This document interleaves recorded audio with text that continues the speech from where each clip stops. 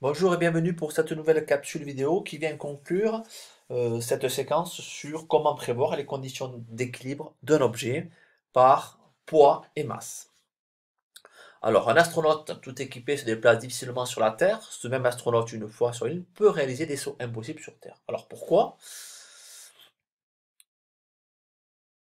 Alors, le poids d'un objet. La gravitation se traduit par une attraction à distance exercée par la Terre sur les objets qui l'entourent et permet d'expliquer la chute d'un corps. Le poids d'un objet situé au voisinage de la Terre est l'action à distance exercée par la Terre.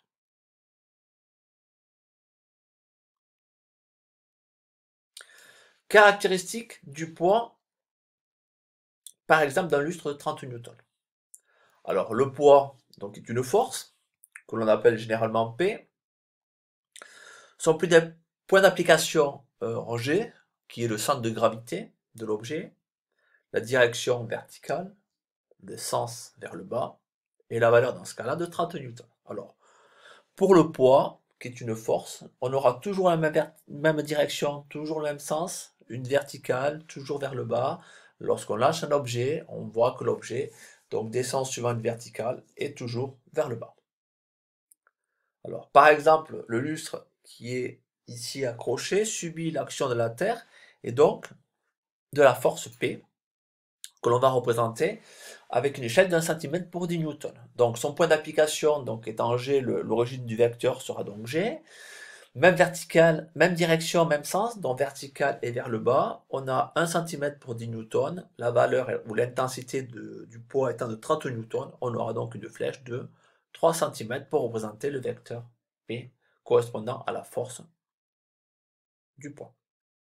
En tout cas, le poids puisque c'est une force. Alors, différence entre le poids et la masse. Alors, l'astronaute a le même équipement sur la Terre et sur la Lune, donc la masse ne change pas. C'est une quantité de matière. Ce qui varie, c'est le poids. En effet, l'action exercée par la Lune sur les objets est plus faible que l'action exercée par la Terre. Donc le poids change, la masse ne change pas. Différence entre le poids et la masse. Alors le poids, c'est une force. La masse, c'est une quantité de matière. Donc, puisque c'est une force, le poids se mesure à l'aide d'un dynamomètre, alors que la masse se mesure à l'aide d'une balance. L'unité donc d'une force, donc du poids, est le newton, grand N, alors que l'unité de la masse est le kilogramme. Le poids varie suivant le lieu, hein, on l'a vu donc sur la Terre ou sur la Lune, le poids n'étant pas le même, mais également sur le globe terrestre, suivant l'altitude, on peut avoir donc des attractions, des coefficients de pesanteur, donc de poids différents. Par contre, la masse ne varie pas suivant le lieu. Alors on confond souvent communément le poids et la masse, et souvent on appelle un objet, en tout cas on peut noter sur les objets le poids 400 grammes par exemple, alors que ça correspond à une masse. C'est ce que vous avez découvert donc lors de l'activité.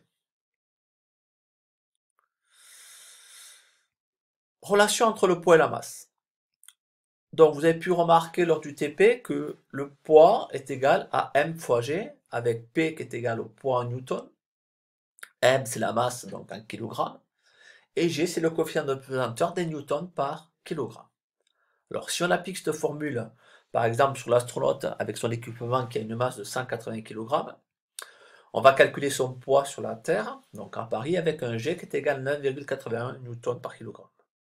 Donc on utilise la formule P est égal à m fois G. Donc P est égal à 180 kg fois 9,81, ce qui correspond donc à un poids de 1766 newtons.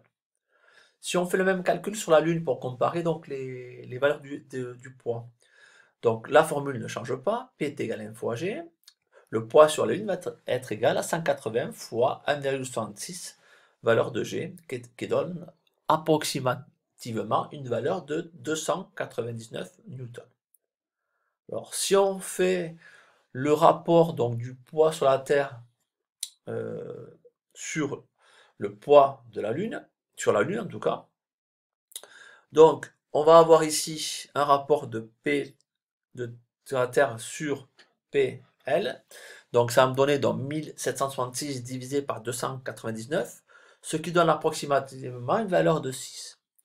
Donc on peut donc conclure que le poids sur la Terre est 6 fois plus important que sur la Lune, ce qui veut dire que l'attraction terrestre est 6 fois plus importante sur la Terre que sur la Lune, ce qui explique que l'on se déplace plus facilement sur la Lune que sur la Terre.